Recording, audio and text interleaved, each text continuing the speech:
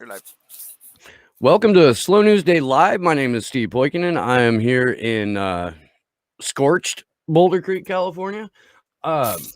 It's my first show back from God. It's been almost a month since I had to evacuate. I still wish I was in Washington D.C., but whatever. We're gonna have a hell of a show today, and I am very pleased to welcome back, hands down, one of my favorite guests in the entire time that I've been doing this program. Um, Please welcome one more time to Slow News Day, Elizabeth Voss. How are you? I'm doing very well. Thank you for having me again. It's really good to see you. I've thoroughly enjoyed the conversations that we've had, and the world has not gotten any less crazy or cartoonish. So this should probably work out. Uh, I would uh, imagine. you guys over at Consortium News have just been crushing it on the coverage of the show trial and extraordinary rendition hearing of Julian Assange. I have guest envy just about every week, if not every day. Um, and you've been able to have some really vital conversations that I think finally are starting to get more and more notice outside of just the sort of algorithmic bubble that we've been placed in on this subject. Is there a moment in the last couple of weeks where one of the guests has just completely fucking floored you with insight or comment? I think I really liked hearing John Pilger's discussion yesterday on what he saw in the trial process, the hearing process, regarding Assange's condition, how he's shuttling from, and the position he's in the courtroom, where he's forced to get on his hands and knees to even just motion to his lawyers that he needs to send a message. That was something that was new to me that I had not heard anywhere else, and so that was shocking for me to hear, and I'm glad that he was able to discuss that. And as we head into what is maybe the final week, maybe not, because we really haven't had complete days of testimony, is the same sort of sense that this is a foregone conclusion, or the general feeling of like foreboding that we all sort of had going into this, is that still prevalent, or had the defense been able to make a sufficient mockery of the prosecution's case where there's like a glimmer of hope? Yeah, I would say there's more hope than I would have had going into it. I think I would have, and I did definitely assume that once this hearing started, it was open shut, utter corruption, utter just disregard for any sense of respect for not only the law in the UK, but also just the ethical premise behind the idea of law or any of that. I think that it seems to me, and just this is, I haven't been able to listen in personally to the hearings. Joe Lauria has done a fantastic job doing that. What I've been doing is what you've been doing and everybody else has been doing, is following Joe, following Kevin Gostola at Shadowproof, and following the people who can listen in, following Craig Murray's descriptions of what he sees. And from that, I've gathered that this Breitzer seems to have sort of somewhat softened in her, what John Pilger described as outright just malice towards him at the beginning of this process. It seems that, he was able to stand up and defend Khalid al-Masri's right to speak and not be censored in this process. And she didn't throw him out of court, as she had threatened to do the first time that he spoke up and just said that, the prosecution's statements were nonsense. I think that's it. I think, although that's tiny, it's minuscule. I think it represents something for me that I think that, for me, it represents this feeling that maybe the defense is having a little bit of an impact on the people in that room, not just the people outside of it watching. And I hope that includes Breitzer. I think there's some sort of effect this is having on her. Now, is that enough? Probably not. Probably not. But I think it's something. So.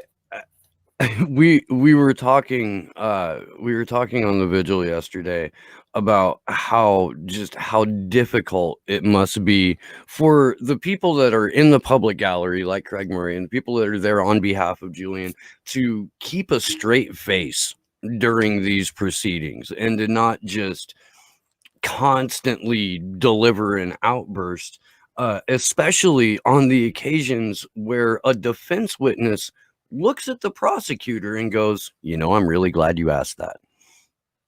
Because those are words that you don't want the opposite team to be saying to you, whether you're a defense attorney or a prosecutor. And we've had a number of these moments so far where a witness is like, oh, I'm glad you brought that up. And I just like, I would have a hard time not laughing or applauding or getting myself thrown out immediately.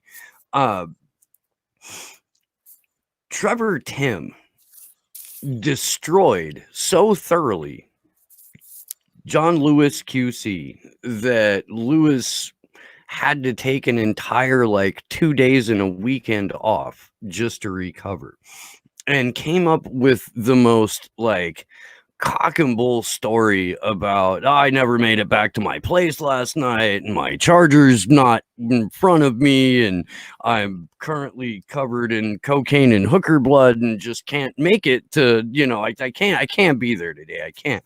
And we were doing early morning coverage, Andrew and I, from DC that day, and we had Kevin Gostola jump into the live stream with us, and it was like just 3 really overtired, mostly delirious people trying to have a serious conversation about this case at, you know, 6 o'clock in the morning or something. It was actually pretty fucking hilarious. But one thing that we were able to like cognizantly get across was there's no fucking way the leniency that Beratzer showed Lewis on that day would have ever applied to the defense or to Julian.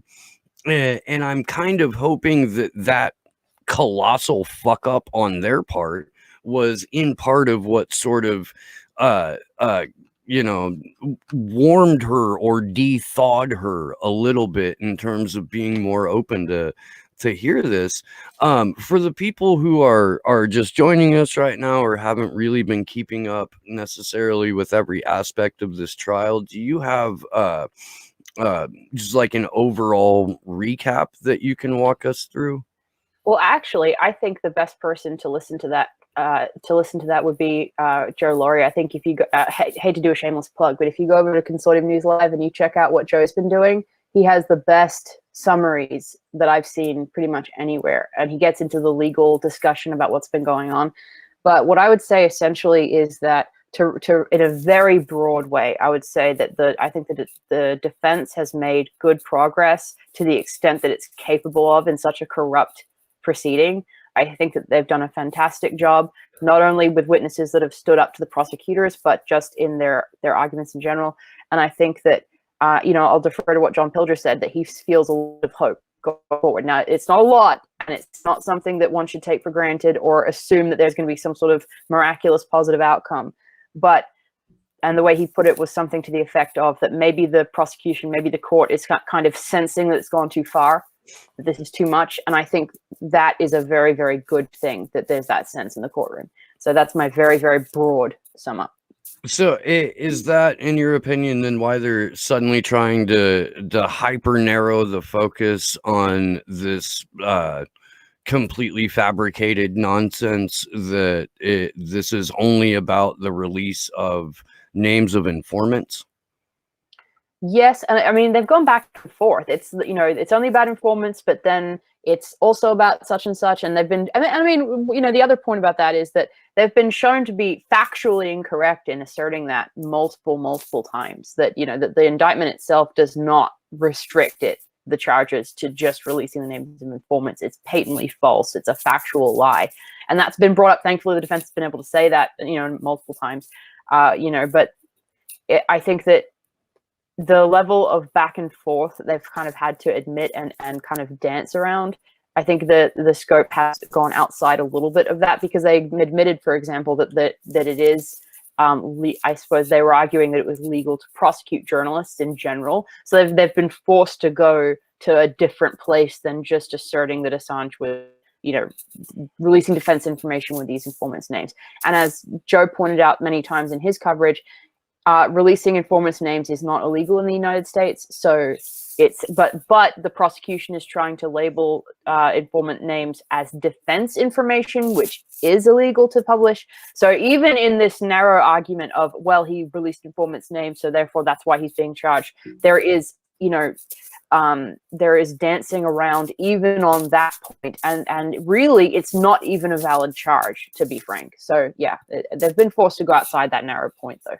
I mean, I agree with that assessment. I think that it's pretty telling that the prosecution's only source for this is the book that David Lee and Luke Harding wrote, which has been so thoroughly debunked by dozens of outlets over the years, even, that it's laughable to me that they're like, but Luke Harding said, Meanwhile, Luke Harding still has never had to pay a price for releasing the password or coming up with false story after false story after false story. And not just biased stories, not just factually flawed stories, but outright fake news. Yeah. Outright fake stories, fake headlines, never addressed anywhere. Manufactured. The Paul Manafort visited Julian Assange in the embassy. Really? Do you have pictures? Because it was the most heavily surveilled building in London. No, we don't have pictures. Do you have any testimony from any of the security guards? No, don't have any of that. So where is your proof for this? Because it's in the Guardian. It really is. We were talking just before we started about how this whole trial would make more sense in the context of a Monty Python sketch. And yet here we are in the fucking cartoon reality that we live in. I'm waiting for John Cleese to just come walking into the courtroom and being like, cut! Right.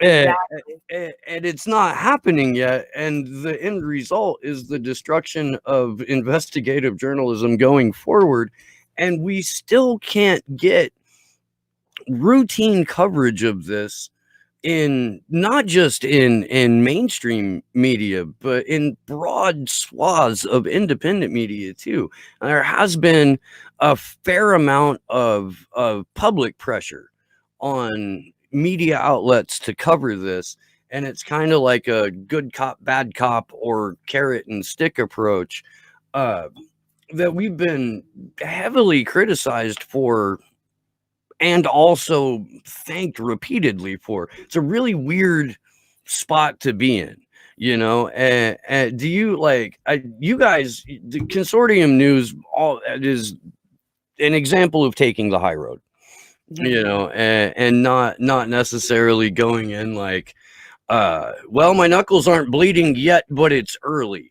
And whereas what our approach is a little bit more like, okay, this is going to be a fucking hockey fight. Let's go ahead and do this. Is there merit, in your opinion, to, at least as consumers of independent media and the people that ostensibly drive the content and pay for the content, is there merit in pressuring content creators to cover this more? Absolutely. Absolutely.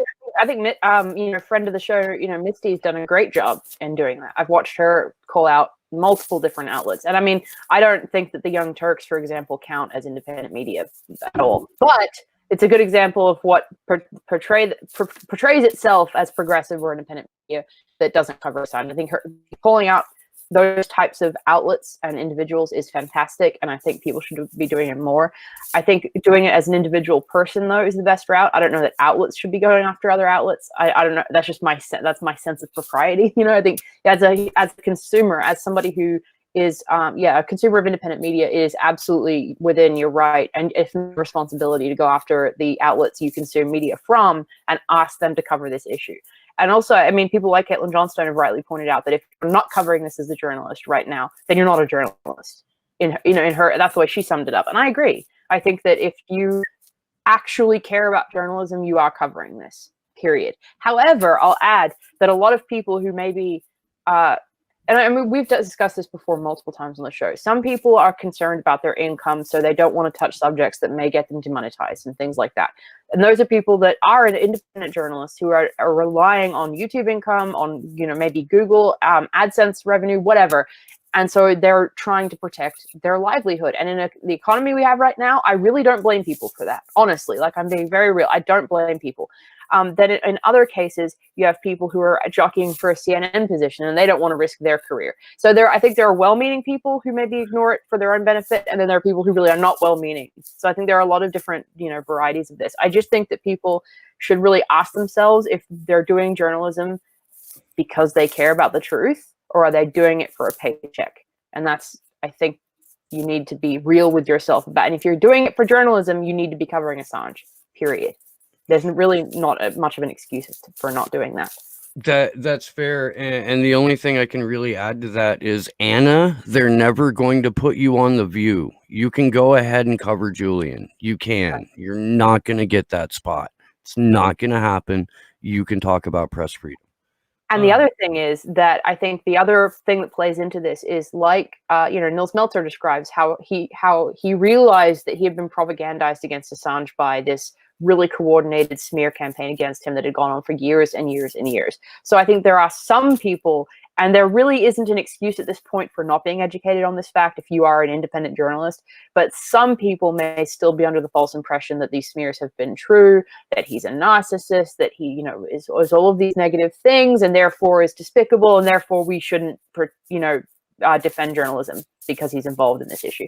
So I don't think that's an excuse, but I do think that's something that still plays into it, and the reluctance to cover it.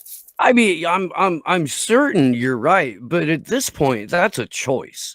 Exactly. Like, especially after the Melzer interview came out last year, where he just laid it bare and said, I bought into all of this. Come with me on my journey through this interview while I show you with physical hard proof exactly all of the ways that I was lied to, and then form your conclusions after that. So I really do feel like there's intent behind the ignorance this late into the game, you know, or the unwillingness to see past whatever the smears are. And then there's also just from conversations that I've had with, like, Tara Kadad, who was up until about a year ago employed by Newsweek, a major, you know, media organization, where in the actual newsrooms there's a sentiment of, my job is at stake if I talk about this. Exactly. And I've come to depend on the, you know, standard of living that this job has provided for me. So it's either I lose my livelihood and my comfortability, and I start covering this case, or I just keep my head down and do whatever assignments I get thrown at me. And that's not journalism either. That's fucking, you know, it's punditry for a large outlet. Exactly. And nothing more. And I think people forget, at least in terms of independent media, that there really aren't that many journalists in independent media. It's pretend pundits. It's people who looked at, like, Chris Hayes and went, fuck, I can do better than that. You know, Right. and rightfully so. They're not wrong. They can, pretty much anybody with a pulse can do better than Chris Hayes. You know, that it's not hard to do that, but there's a clear demarcation between journalist and pundit. And I think that because of the way that the media landscape, especially in the online sphere, has been set up, like, the line between journalist and pundit has been so heavily blurred that people forget, and they think that they're watching a journalist when in fact they're just watching a real-time opinion channel. Exactly. A lot of those channels will sit there and literally basically share screen and just look at articles, and they'll comment on the articles as they read them. And I find that very boring. I find it interesting that a lot of people do confuse that type of thing with journalism, for sure. I also think that when we're talking about what's a real journalist, what's a good independent journalist, I think that also goes to why that you have this kind of silence across the news media, whether it's mainstream or independent. And that is that I think most people, whether they like Assange or not, they will maybe respond to this whole hearing, the extradition and Assange's case, by saying, okay, yeah, I can see why the US hates him. He exposed some things that were really horrendous that the US did. I can see why they're going after him, but I'm not going to do that, so I'm not worried. Because I'm not actually going to go against the United States military kind of policy, narrative, powers that be. I'm not going to go against the Mockingbird media. I'm not going to be exposing crimes anytime soon. I really don't care to stick my neck out in that way. So therefore, I am not going to be prosecuted and persecuted in the way that Assange is. I'm safe. I honestly think that's a big part of it. Oh, no, I mean, without a doubt, there are people who know going in, who butters their bread, and they're never going to walk away from that. And it to me, why are you in this career then? Like, is it because you couldn't make it as an actor? Is it, like you only got one commercial when you were 17 and now you have to do news because that's where you've relegated yourself to? But I mean, I get that this is basically like an underground show. I get that this show will never be palatable to mainstream audiences. I'm 100% okay with that. I have better conversations that way, but you can go a sort of like gonzo route through this and come out with a much clearer picture of not just what is happening with Julian Assange, but what is happening around the world in terms of a clampdown on press freedom and massive state violence against journalists in every major country and most underdeveloped countries as well. Like, there is a flat the fuck out war on journalism right now. And if you aren't concerned about that, stop fucking calling yourself a journalist. Exactly.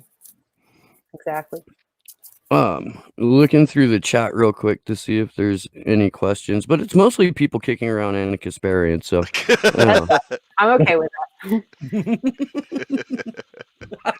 It's so easy. That kind of feels like if she wasn't a multimillionaire, it would be punching down, but but she's a multimillionaire, so it's really not. Let's see. What else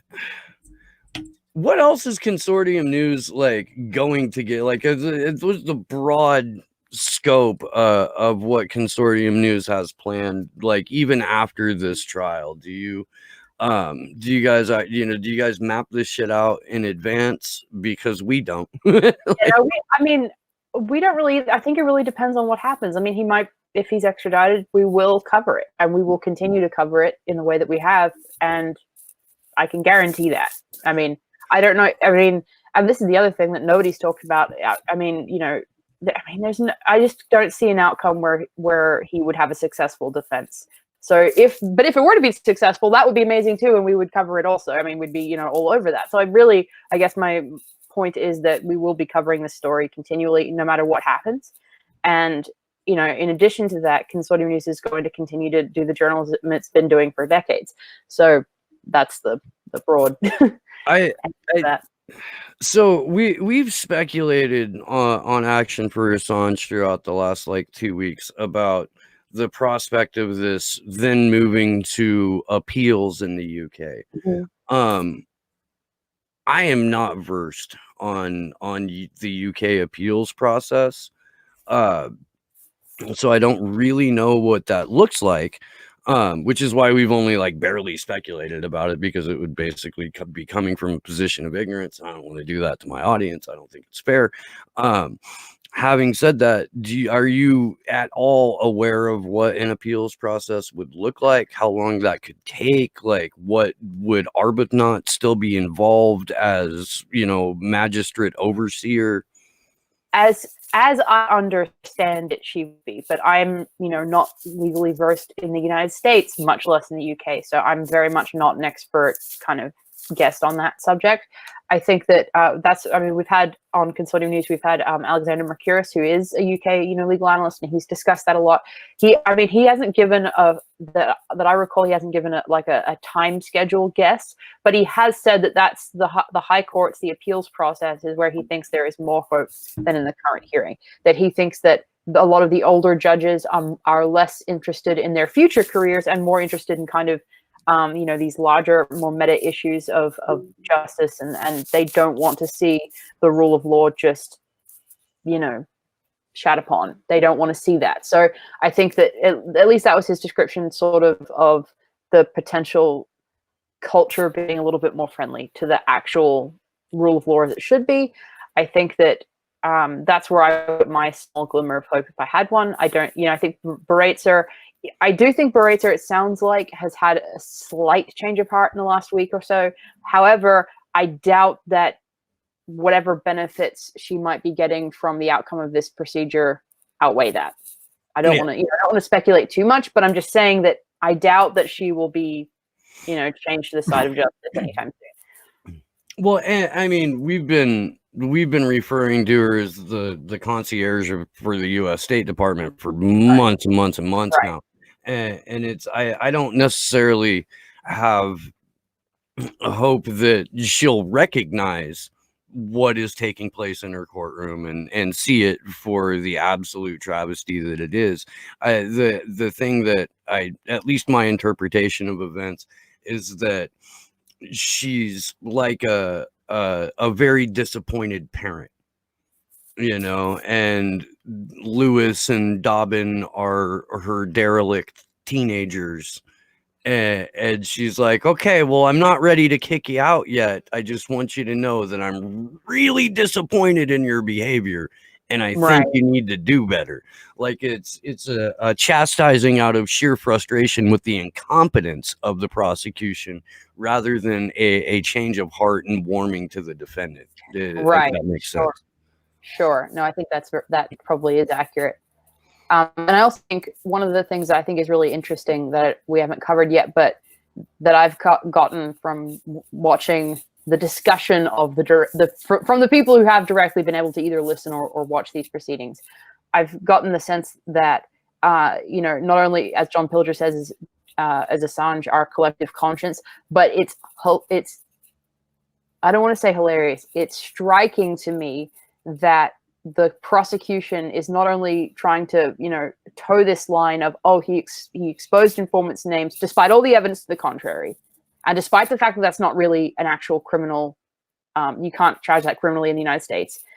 The whole kind of linchpin of that argument is he doesn't care. He's not a nice person. He's cavalier. It's his attitude. So it's almost as if prosecuting him for his attitude, when in reality, if you've studied Assange's actions and WikiLeaks' publications and the way that they've approached their publications, they have been the most concerned about sources compared to any other news outlet that's ever existed. I mean, we heard in court this week that Assange rejected an alleged deal from Trump to pardon him if he would reveal the source of the DNC and Podesta emails. I should say sources, because from what I understand, I think there are multiple sources of those publications. But the point being that if he had been self-interested, cavalier about, people's safety or whatever, he would have gotten out of the embassy, potentially. Yeah. Now, it's not factually proven that came directly from Trump. That's an allegation made by Rohrabacher, but the offer was made by Rohrabacher, and Assange completely outright flat refused it. And this is at a time when he'd already spent years in the embassy, was in unimaginable amounts of physical pain, emotional pain, psychological torture, as assessed by Niels Meltzer. And he refused to give up his sources. I think that speaks to the absolute opposite of what the prosecution is alleging. And so that's why I find it just mind-boggling that that's basically their linchpin is he's not a nice guy. He's not a good person. He's doesn't care about informant names. And obviously I've been speaking about sources, which are not the same thing as government informants, but the attitude that they're speaking about is patently false, obviously. And I think it's fascinating that that's what they're basically reduced to, is we don't like him. I mean, look, hilarious is probably an apt word outside of the seriousness of the issue, because look, it's fucking laughable to see the full might of the U.S. government, the State Department, the CIA, the FBI, NSA, GCHQ, the UK Crown Court system, all of it be reduced to, I don't think I want to hang out with this guy. Like it doesn't, they've more or less thrown everything else that they were prepared to attack him with out the window. Thanks to, in no small effort, all of the incredible witnesses that the defense has called over the last 2 weeks. But for them to have to like have their checklist of things they're going to try and go after him for, and continually have to scratch them off due to facts getting in the way of a convenient narrative, is pretty telling. And should be one of those things that galvanizes just regular individuals and people in every segment of the media to be like, hey, wait a minute. Because if you get away with extradition and you get to charge this person under the Espionage Act, we're all fucked. Like and that's really the one of the biggest crimes, honestly, in blacking out coverage of this case. Not in terms of the media won't touch it, but the media can't access it. Amnesty can't access it. Reporters Without Borders can't access it. There's a limited scope of reporters, almost all of whom are already in support of Julian Assange, that are covering this case. And we, as much as I despise most mainstream outlets, this is where we need like one bright spark, at Newsweek or Salon or NBC, or the Nation. Yes, or the fucking Nation, my former once upon a time fucking outlet, to be like, I think we should cover this. I get that Katrina Vanden Heuvel's in a period of mourning right now and probably won't be sending a reporter out there, but you would think for her husband's sake, she'd be like, maybe we should pay attention to this. Right. Yeah, absolutely. And I think, well, and there is some hope. I mean, and in terms of coverage, I was really happy to see that Joe Rogan did discuss this situation with Edward Snowden recently. I thought that was great.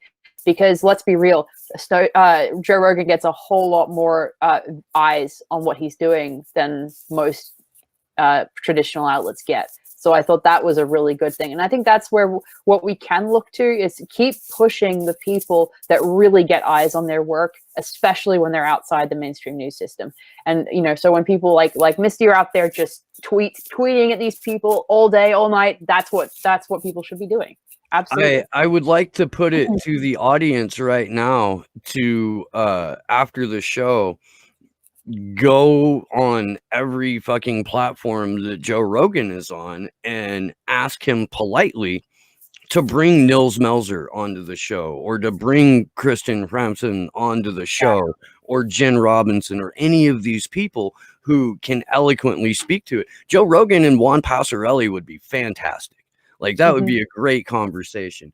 And if he can book Ed Snowden for the better part of like 2.5 hours and fit 12 minutes of discussion about Julian Assange into that interview, imagine the kind of ground that could be covered if he had a Nils Melzer on, or if he had like, so please, if you're watching right now, go do that. Go politely, like, I don't think you can bully Joe Rogan anyway. Like, I don't really see that happening, but you don't have to be like, yo, piece of shit, why aren't you doing this? Like, hey, would you bring on the UN Special Rapporteur on torture? I would imagine you guys have a lot to talk about. That's what I would ask is hey, you've covered this briefly, please cover it more with somebody who's more familiar with it directly. Cover it with somebody who actually is part of that case. Please. Yeah, yeah, You know, because that would be what I would do. Yeah.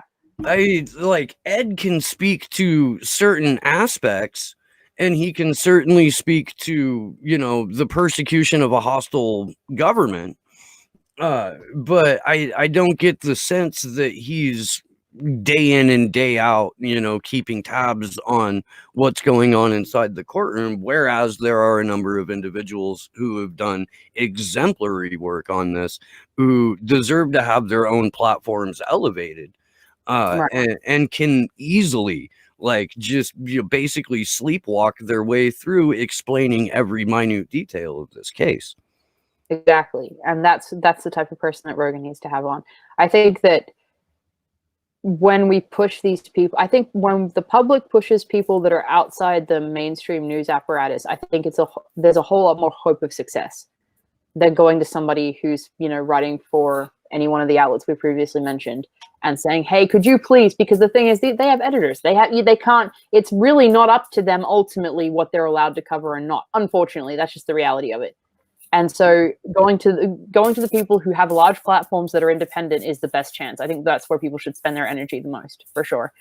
I think in general, one of the other things that has really struck me throughout this whole process is the way in which, despite, and especially in the last few days, again, I want to go back again to Assange, basically defending Khalid al-Masri, is the degree to which Assange has just never given up the defense of other people, no matter how much he's persecuted.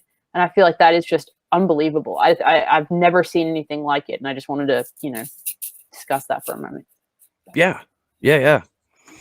And I'm also answering a chat question right now. Okay. But yeah, no, I mean, feel free to Discord. I need to make a business announcement here. Okay. If anyone was going to donate to either the Action for Assange GoFundMe or Super Chat the show, donate directly to Shadowproof right now. All of my Super Chats from September and October, I'm going to give directly to Shadowproof. Not only because the Kevin is doing incredible work on this case, but because he comes on our show and hangs out with us, and so I'm a biased bastard. But I will tell you up front that I have biases, and they are also exploitable, as am I. So very strong in my convictions, very flexible in my morals. That's how we do it around here. And now I can get back to what you were bringing up. Basically, I think it's really it's just, again, and I guess we have sort of discussed this earlier about the idea that the prosecution is going after Assange on this informant issue, yet WikiLeaks has the best record on protecting its sources. And I think the thing I wanted to add was just that, I mean, look at the degree to which all these other outlets have burned their sources. And, discussing Ed Snowden, the Intercept and Reality Winner come to mind. There are the fact that they've taken, and we've discussed this on previous shows, but the fact they've taken down the Ed Snowden archive at the Intercept. And I don't want to just point at them, but they're a great example of what I'm talking about. And they're not being prosecuted. They're not being persecuted. No.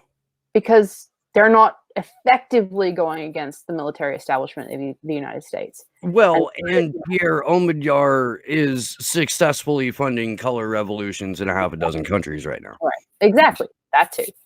So I feel like, I suppose what I wanted to really get across is how unique WikiLeaks is. And I'm sure that this is preaching to the choir, most of the audience knows this, but if we allow them to prosecute Assange in this way, if he goes to the United States, if he's locked up forever and thrown into a hole, I mean, the most genuine journalism the world has ever experienced will be gone.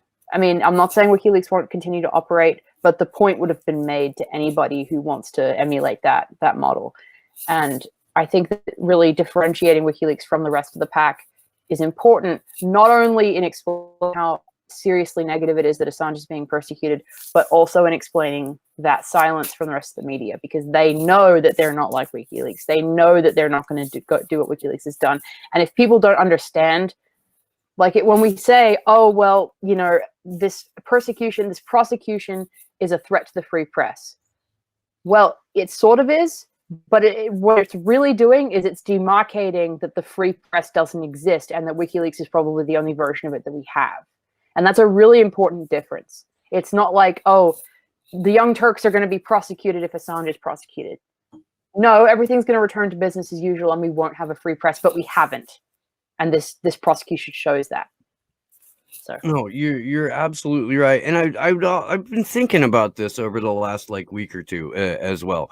Not just the vast noticeable differences between WikiLeaks and the rest of the media, but there's also this sort of like ripple effect from people who have been close to WikiLeaks or people who have, really intensely covered this issue, to where there's like an undiscussed goal to emulate the accuracy, compassion, and delivery that WikiLeaks has pioneered.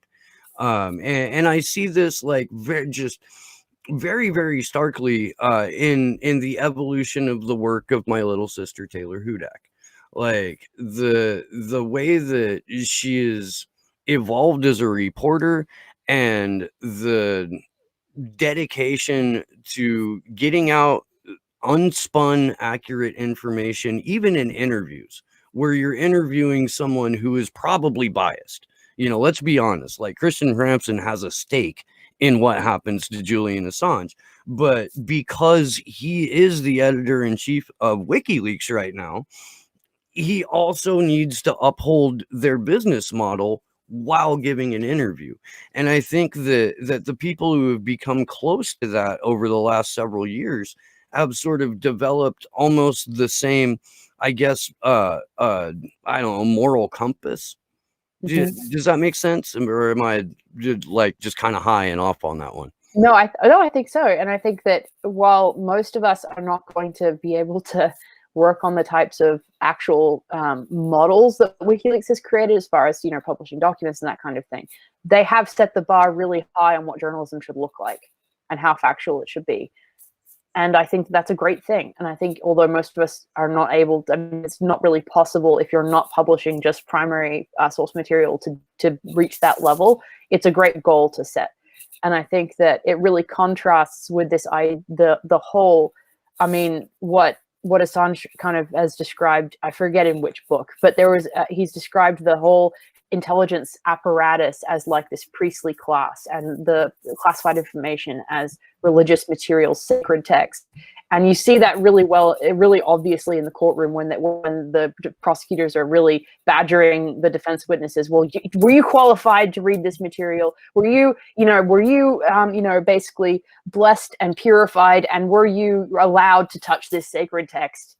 No, you weren't. How dare you? And I think that's basically the inverse of what most of us who have tried to kind of at least somewhat aim at emulating the WikiLeaks idea have endeavored for, which is that we should all be able to look at the truth, and removing as much obstacle from that as possible, whether that's bias or straight up lies or whatever it may be. That's fucking, I don't really have a follow-up to that. That's incredible. Housatonic Live, thank you for the super chat. Yes, you are correct. Elizabeth Voss is a great journalist, and you are welcome for supporting her, although she has a bigger platform than me, so she's supporting me. But thanks at any rate, that's appreciated.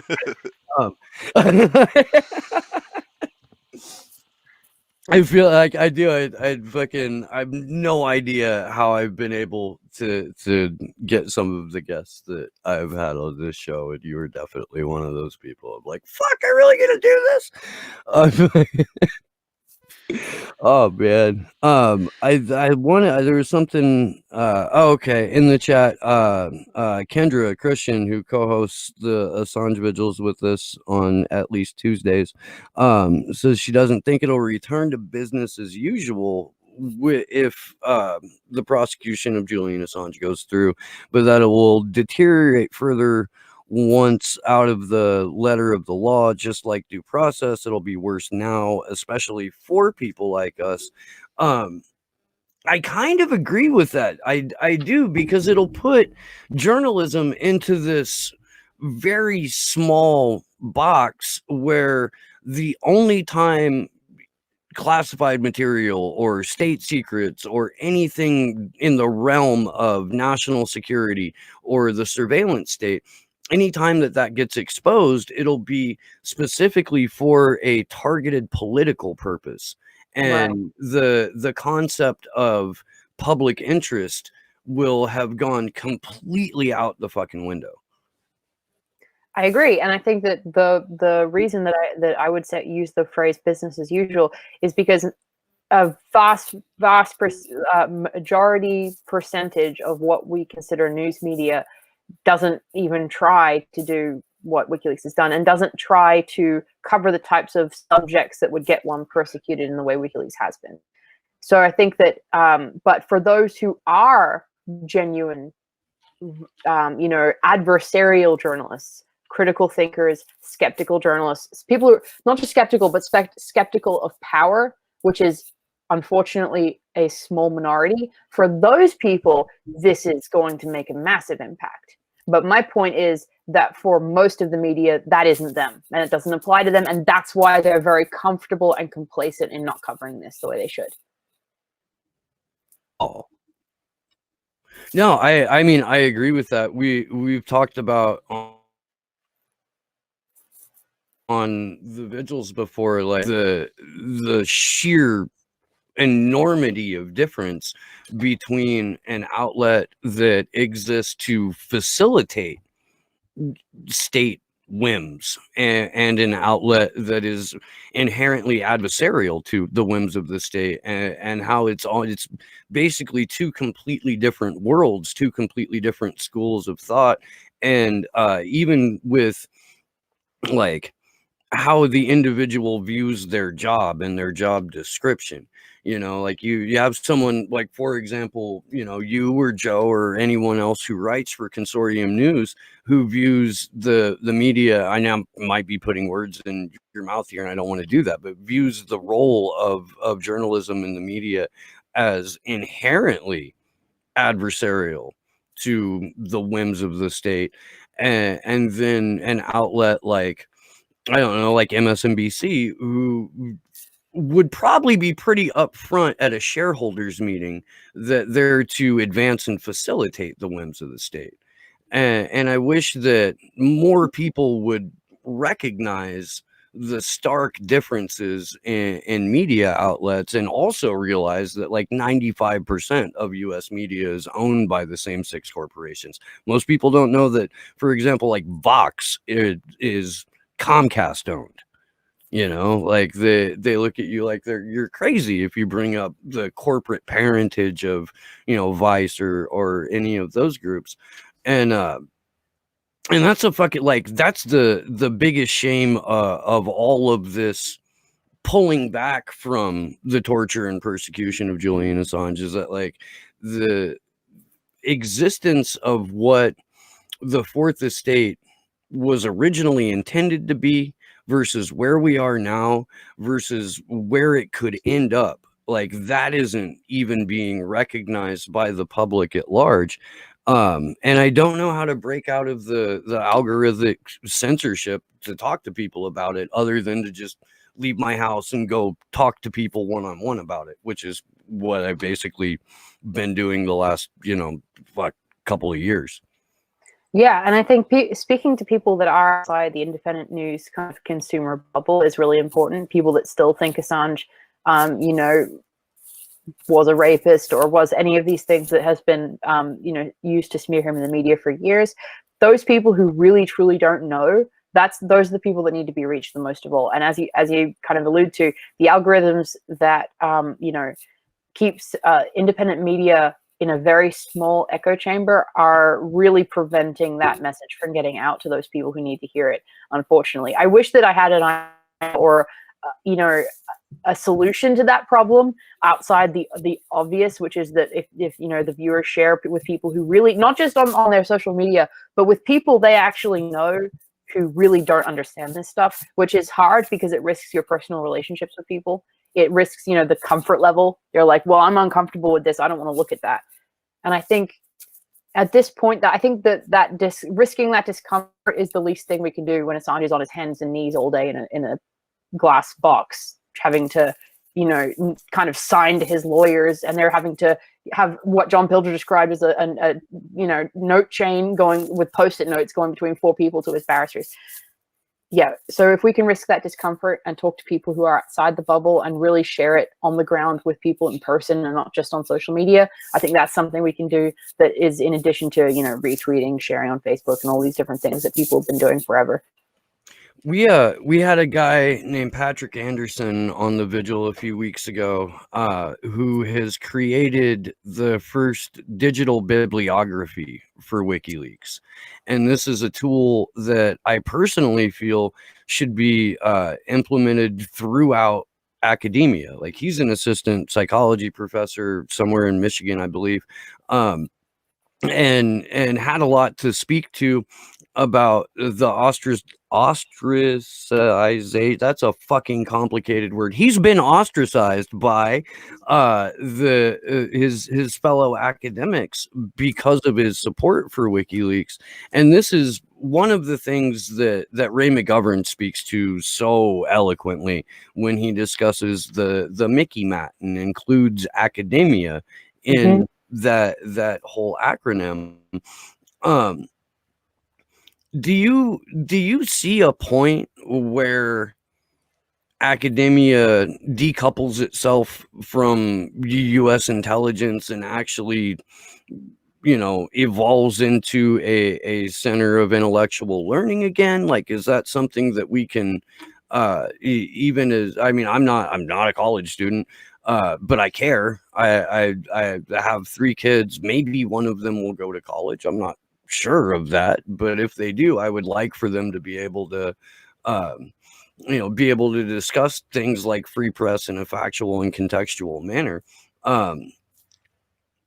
Should we be focusing some of our energy on educating academia, I guess, is what I'm asking? That's a really interesting question. I think that during the era of the Unity 4J vigils, they did a really great job discussing the power structures of academia. And I think that they really do mirror in a lot of ways that idea that came up earlier about the intelligence community being like a priestly class. I think that the academic institutions follow a similar hierarchical kind of model, and therefore, and I think a lot of the people that come out of these institutions with lots and lots of degrees, but at the end of their names, they become more subservient to the power structures in other institutions.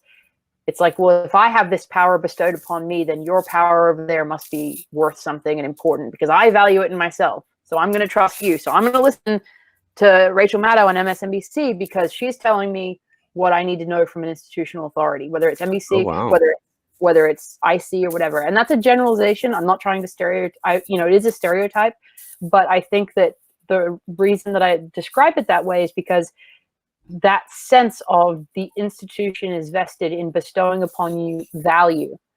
That is something that at a basic level isn't going to change. And therefore, I don't think that the type of mentality that comes out of it will change. However, on an individual basis, I think that there are individual professors, adjuncts, people that are teaching as grad students to the undergraduate population that are really brilliant skeptical thinkers that don't follow that model in their own lives. And I think that is where you can have some hope. I don't think as an institution, you're going to decouple it from kind of subservience to the establishment in general. That's fair. And I really hadn't contextualized it like that. So thank you for that. There's a question in the chat. Do you think that the population indoctrinated by the MSM are possibly suffering from a legitimate mental illness caused by propaganda? And if so, how do we break through? I think that's a really great question too, because one of my interests outside of journalism is definitely psychology. I'm not trained, I'm not licensed, so I'm not going to let's go through the population and look at DSM and what we could label it or anything like that. But I think psychologically that, and Caitlin Johnstone's talked about this a lot in a really great way, But basically, I think that the population, when it becomes indoctrinated by propaganda, looks a lot like, on a mass scale, what somebody in an abusive relationship looks like in a personal scale. I think that there's some sort of Stockholm syndrome, sort of, that develops. And I think, people people like Carl Jung described it as psychic infection. And people like, even conservatives like Eric Hoffer talked about mass-mindedness and a true believer and that type of thing. So I think that basically, propaganda is a form of brainwashing, obviously. And the people who are propagandizing us know, and this is, again, Caitlin Johnson does a better job talking about this than I can, but they know about our subconscious kind of weaknesses, the way to hook our emotions into making us triggered about something in a way that then dislocates our skeptical, critical thinking ability, and then shoves us into a mass response that is desired by whoever's propagandizing. So yes, I think there's a lot. It's the direct. I think it's very much an interrelationship between, actual fake news, propaganda, and sort of mass mental illness that looks a lot like a mass group of people who have been abused into a kind of a Stockholm syndrome relationship with mainstream press. They've got an outer locus of control. Please, Rachel, tell me what to think today. Tell me about how scared I should be of the big bad man, and infantilize me more. I think that because they feel powerless, and there's just an infinite loop of that kind of, I'm powerless, tell me what to think, and around it goes. But at the same time, though, I think that I don't want to blame the victim too much, because as we all know, manipulation, whether it's on a mass scale or a personal scale, is horrendous, and it's almost impossible to get somebody out of it when they're in it. But that doesn't mean that they're really at fault for being abused at the same time. So it's a hard thing to discuss, really, without sounding kind of patronizing and way too jaded. But well, I mean, this is the right format for having a jaded conversation. Right. how could I forget? I mean, and to be fair, like, and I'm not just blowing smoke up my audience's ass when I say this. Like, I really do have one of the most, if not the most, like, understanding and open to my own weird shit. Like, so this is, we can comfortably have that conversation here. I'm gonna take a swing at that too, because it was addressed to both of us. We have this situation where people in the West are walking around maybe half right all the time, and the half that they're right about is like, this political party is lying to me, or these outlets are spewing, and that in and of itself is enough to be able to recognize when it's being done to you. But understanding something on paper and then understanding that it's happening to you in real time are two very, very different things. And I think that the function of independent media at that point should be a sort of a bridge between what people inherently sense about, the other team, I suppose, and their propaganda and their fake news. The independent media needs to be the bridge that shows them, well, look, you're only looking one direction down a two-way street. And where you are consuming your media is doing the exact same thing to you, and the people that fund the outlets that you hate are also funding the outlets that you love. And you've got to stop looking at news organizations as a place for confirmation of biases. Fucking camera did that yesterday too. Ooh, weird. Now I'm green. I shouldn't be green. Yeah. A little weird. Let me fuck with my lighting here. While you do that, I'd like to add the person that asked that question, because I think it's a great question. And I would say I'd like to plug a book that has nothing to do with journalism, and it's called The Undiscovered Self by Carl Jung. and it's one of the last ones that he wrote or published in his lifetime.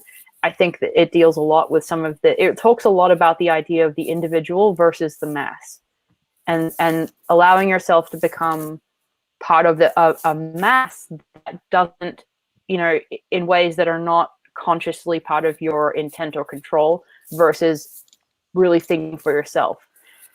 I think that's really important, as is this idea of critical thinking. And I think that one of the key things that gets one out of propagandizement as an individual is the valuing of truth and facts over ideology, valuing of truth and facts over what makes you comfortable emotionally. So, like, for example, and the best way to describe that in like a relationship setting is, oh, so-and-so tells me that, they love me and everything's wonderful, but the facts over here really do kind of contrast with that. Are you going to go with the facts, or are you going to try to make yourself comfortable by keeping on telling yourself lies or whatever? That's what people have to do with the media. They're telling me what I want to hear, but is it factually true? They're making me feel better, or they're making me really actually very terrified, then coddling me. But is it any of it factual? Is the fear or the coddling factual? I need to look at that. And if you have that sense, the valuing of truth at the heart of your priorities, if it's the top of your priorities, you will find your way out of that propaganda. And I guess that the issue is that a lot of people really don't have that priority, and that's a problem. That's a huge problem. So. No, I agree. I can only I probably side with Caitlin Johnstone on this when I credit frequent use of small amounts of psychedelics to kind of snap that shit right out of you. But I mean, holy fuck, dude, I hate having the thought like we need to do more, because I know how hard you guys work. I know how hard we work. Like, I don't want to increase an already astronomical workload that we put ourselves through, but I do feel like more needs to be done in terms of just general education about this. And I don't know how to accomplish that without like entirely fucking breaking people that I genuinely care about by going, oh, we need to do more about this. It's a very frustrating place to be. But it's therapeutic to talk about, Exactly. There's a catharsis in all of this. I hope. That's the parallel to me between therapy or analysis and journalism. There is something about revealing the truth, discussing the truth, that in itself has value. And that's why WikiLeaks is so valuable. Even if the United States isn't going to stop committing war crimes in war, but the fact that they revealed it has value in and of itself.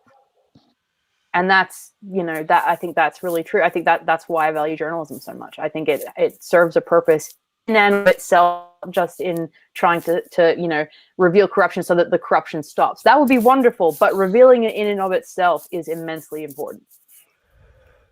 I think that's a good place to wrap for the day. I thank you for taking the time to hang out with us and to have what I believe to be a worthwhile conversation. The audience I loves it. appreciate you very, very much. Please tell people where they can find you and where they can find your work, and yeah, just shit, dude. Thanks. Well, thank you very much for having me on again. It's always a great talk. You can find me on Twitter at Elizabeth LEAVOS. But please go check out Consortium News. I mean, I write there once in a while, but follow them on YouTube and watch what Joe's doing with the hearings, because with the Assange situation, and also, what Kevin Gostola and all the other people are doing that are following this, and, yourselves on the ground, keep up with their work, So yeah, I write for Consortium News once in a while, but, whatever. Anyway, thank you for having me on again. I appreciate it. And I'm going to add to that too. There are a number of people who have been doing just really great work on live tweeting what's going on in the courtroom, friend of the show and my friend in real life, Muhammad Almazi, is doing a terrific job. Mary Kostakidis has been keeping up on this, and she's been crushing it. Juan Passarelli does really good work. And starting tomorrow, Andrew and I will be up at like a little bit south of the ass crack of dawn, in order to, it'll be like 2:00 in the morning here in California. I'm a fucking idiot, man. That's a little bit further than a little bit. God, I'm a fucking glutton. Guess it's time for me to go back to day sleeping. Right. But we'll be doing that. Hopefully Kevin Gustol will be joining us for that coverage as soon as the court breaks for lunch, which is around like 6 a.m. here. So I'll be able to do an hour or so more coverage before I have to go pretend to be awake and use power tools all day. So this will be an interesting experiment. I may have to switch to like cocaine strength coffee. If anyone knows where to get any of that, like holler at your boy. Yeah. But yeah, that'll do it for the show today. I have so much shit to do. Thank you so much again, Elizabeth. Thank you, Sleepy Josh, on the 1s and 2s. Everyone in the chat, you guys are fucking incredible. I love you very much. Once again, would like to thank Rob Juno and Houstonic Live for the super chats. And again, donate directly to Shadowproof if you were thinking about super chatting the show. It'll cut out the middleman. I won't have to lose 40% of that donation because YouTube takes it. And keep supporting independent media. Please watch Joe Loria's updates on CN Live every day of this trial. I am learning a ton just by listening to him. And that'll do it. Good luck to us all.